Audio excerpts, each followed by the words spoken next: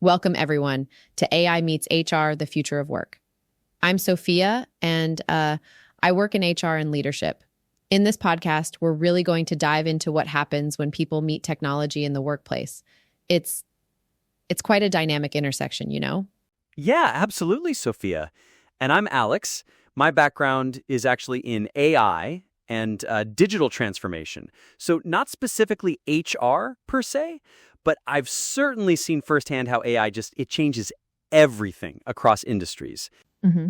I'm here to, bring that sort of tech perspective and also to ask, I guess, the tough questions like, how can HR really benefit from this tech? And also, critically, where do we need to be a little bit cautious? Because there are definitely areas for caution. So, speaking of caution, Alex, let's just jump right in. Why do you think everyone in HR is suddenly, really asterisk talking about AI? It feels like it's gone from a buzzword to constant conversation, doesn't it? Yeah, Sophia, it absolutely has. And I think it's because AI it's no longer something abstract, for years people would talk about AI is coming, but now it's here. Tools like, ChatGPT obviously blew up, but even beyond that, things like AI-powered resume screeners, you see them everywhere now, or even those personalized AI-powered learning platforms. They're showing up in everyday workflows. Mm. So HR is really, it's catching up, and quite rightly so, I think. There's just real potential here. It's not just like a futuristic concept anymore. Yeah, I definitely feel that. And it's interesting because, you say potential, and I totally agree, but at the same time, there's also this palpable anxiety, I hear it constantly. Will AI take our jobs? Is it going to replace human judgment entirely? What's left for us to do? It's a big concern for a lot of people in my field. No, for sure. And, I think that's a really valid concern. But in my view, Sophia, the most powerful, effective use of AI, especially in HR, isn't about replacing those uniquely human elements. It's actually in automating repetitive or incredibly data-heavy tasks. Right. So think about it. AI isn't really great at true empathy or genuine leadership or even building an authentic company culture. Those are inherently human things. What it can do, though, is sift through thousands of applications or, analyze performance data super quickly. So it's less about replacing and more about enabling us to focus on the human side. Is that what you're saying? Exactly. I think HR actually has a huge opportunity here to, really double down on the human side of work. If they embrace the right tools, AI can free up HR professionals from, the mundane administrative burdens, Mm-hmm. allowing them to actually spend more time on what truly matters, building relationships, fostering development, resolving complex human issues. So it's less about AI replacing HR and more about AI redefining the HR role, if that makes sense. It's about shifting the focus. Yeah, no, it really does make sense. So it's almost like instead of fearing it, we should be thinking, how can this help us be more human? Is that the idea? Pretty much. It's about AI becoming, a very powerful co-pilot, not the actual pilot itself. Empowering the human elements to really shine. Okay, so that really does make sense, Alex. Moving beyond the fear to how can this help us be more human, which I think is just a perfect segue into let's get practical, Yeah. So what are some actual asterisk ways AI is being used in HR asterisk right now asterisk? What are you seeing out there? Yeah, absolutely. We've talked about the concept, but let's dig into what's actually happening on the ground. So I think there are a few really strong examples. The first one that comes to mind is obviously resume parsing. Mm-hmm. Traditionally, HR teams would spend hours manually sifting through hundreds, if not thousands of CVs, right? But AI tools now, they can analyze those resumes in just seconds. highlighting top matches based on keywords, skills, experience.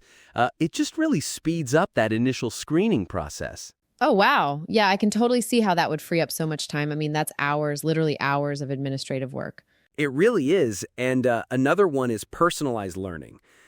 In the past, training was often very one-size-fits-all, but with AI, you can actually have recommendation engines that suggest specific training modules or like courses based on an employee's individual performance data or their career goals. So it's very tailored, very specific to them. That's really cool. So it's not just like, here's a generic course list, but almost like, hey, based on what you've done, this is what would really help you grow. Yeah, exactly. It's like having a personalized learning coach for everyone, And then a third area that's really emerging, and it's quite fascinating, is sentiment analysis. Oh, interesting. What's that? So basically, AI can monitor how employees feel. It often does this via like anonymous surveys, or even in some cases, communication data, like internal communications.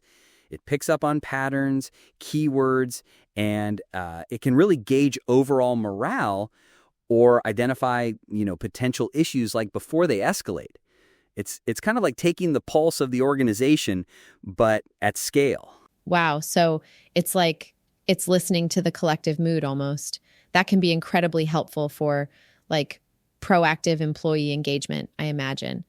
But okay, I have to ask, because you're talking about all this data and, AI making recommendations. Isn't there a really significant risk of bias here? Like, especially with, resume parsing or even sentiment analysis, how do we ensure it's fair? That's a huge question, Sophia, and it's absolutely one of the biggest challenges we face. You're spot on. Okay. Bias in training data, for sure, can absolutely lead to biased outcomes. If an AI system is trained on historical hiring data, for example, that unknowingly favored certain demographics or certain types of candidates, it's just going to perpetuate that bias. It's not going to suddenly become unbiased. Right. Because it's learning from what we've already done, flaws and all. Exactly. It's a reflection of the data it's fed.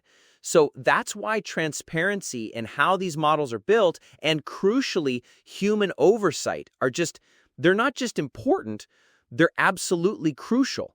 AI should support decisions. It shouldn't make them in isolation. It should be a tool to help HR professionals make better, more informed decisions, not to replace their judgment entirely. It's like having a really smart calculator, but you still need to know the math. That's a great analogy. So it's about making sure humans are still like in the loop, constantly checking, correcting, and ultimately making the final call. It's not just set it and forget it with AI tools.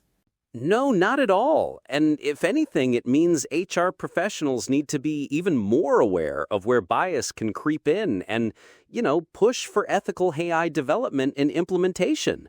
It actually demands a higher level of critical thinking, I think, in many ways.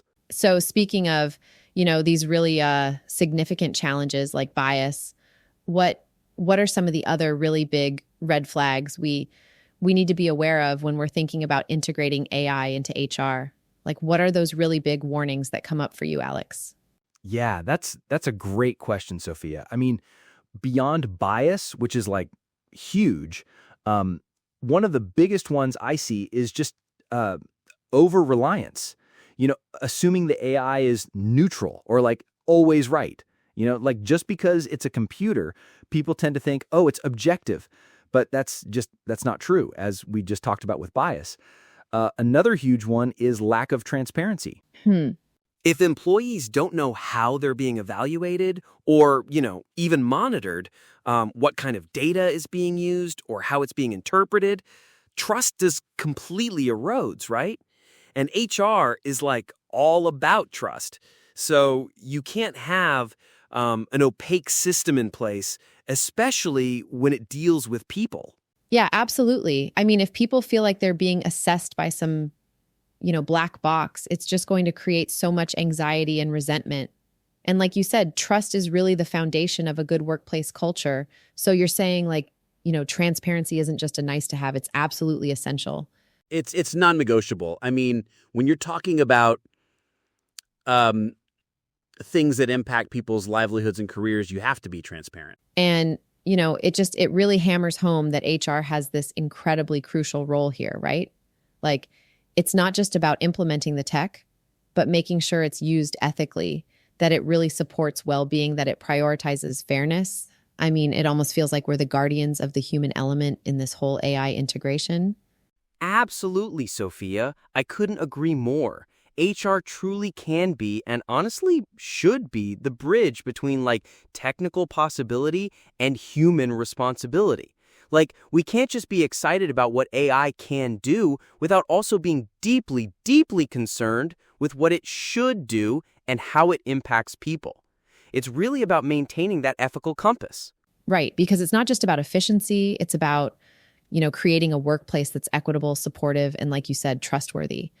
So it's a big responsibility, but also, I think, a huge opportunity for HR to really step up and lead in this space. Yeah. It's a fascinating time, I think, for HR professionals because it's not just about understanding regulations or, company policy, but it's about really leaning into ethics and technology and understanding how those things intersect. It's a new frontier, truly. So I guess what we're really saying, Alex, is that AI isn't going to replace HR. It's really going to, I don't know, it's going to fundamentally reshape how we work and how we lead, wouldn't you say? Yeah, absolutely, Sophia. I mean, it's not a replacement. It's a recalibration, I think. It's an evolution. And if we really want that future to be, fair and smart and truly, truly human-centered, I think now, right now, is the time to start asking all of these really important questions we've been discussing and even more. Yeah, for sure. It's about being proactive, right? Not just reactive. And, speaking of asking more questions next week, we're actually going to dive even deeper into AI, but specifically in recruitment. We'll be talking about, the good, the bad, and what candidates actually think about AI being used in that space. Ooh, that's going to be a fascinating one. I'm looking forward to that. Me too. So thank you so much for joining us on AI Meets HR, the Future of Work. We really appreciate you tuning in. If you enjoyed this episode, don't forget to subscribe, and share it with someone curious about the future of work. In our next episode, we dive into AI-driven recruitment. Can an algorithm really pick the right candidate, human or machine? Who's choosing your next colleague? Stay tuned.